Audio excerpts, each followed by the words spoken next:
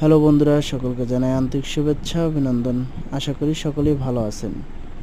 নতুন একটি ভিডিও নিয়ে আপনার সামনে হাজির হলাম। ভিডিওটি হলো রাজবাড়ী জেলার ভিতরে একটি খুবই সুন্দর একটি রিসোর্ট। এখানে কিন্তু ঘুরতে আসলে মনটা অবশ্যই ভালো হয়ে যাবে। দেখুন, রাজবাড়ী লোগো দিয়ে তারা খুবই অসাধারণ একটি রিসোর্ট তৈরি করেছে। তো এটা কিন্তু নদী ঘেঁষে, নদীর পাড় ঘেঁষে রয়েছে।